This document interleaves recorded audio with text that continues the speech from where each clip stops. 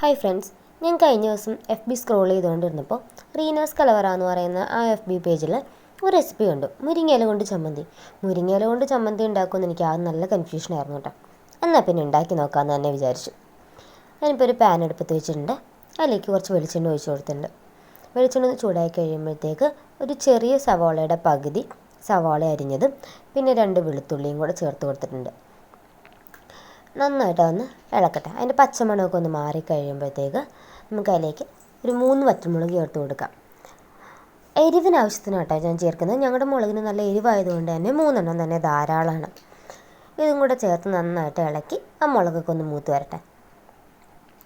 ഇനി ഇതിലേക്ക് നമുക്ക് എടുത്ത് കഴുകി വൃത്തിയാക്കി വെച്ചിട്ടുള്ള മുരിങ്ങയില ഒരു കൈപ്പിടിയോളം ചേർത്ത് കൊടുക്കുന്നുണ്ട്.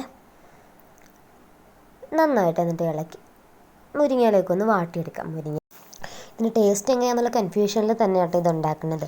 ഉണ്ടാക്കിയപ്പോൾ നിങ്ങളെയും കാണിക്കാമെന്ന് വിചാരിച്ചു.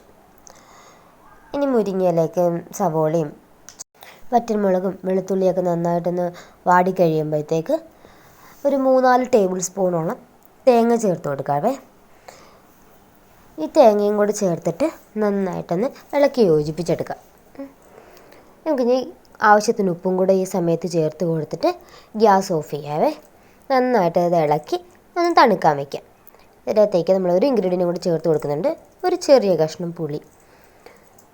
ഇനി ഇത് തണുത്ത് കഴിയുമ്പോഴേ നമുക്ക് നന്നായിട്ട് നരച്ചെടുക്കാം ഒരു ചമ്മന്തിയുടെ പാകത്തിന്. ഞാൻ അതാ മിക്സിയുടെ ജാറിലേക്ക് മാറ്റിയിട്ടുണ്ട്. ചമ്മന്തിയുടെ പാകത്തിന് അരച്ചെടുത്തിട്ടുമുണ്ട് കേട്ടോ. അപ്പോൾ നമ്മുടെ സ്വാദിഷ്ടമായിട്ടുള്ള മുരിങ്ങയില ചമ്മന്തി റെഡിയാണ്.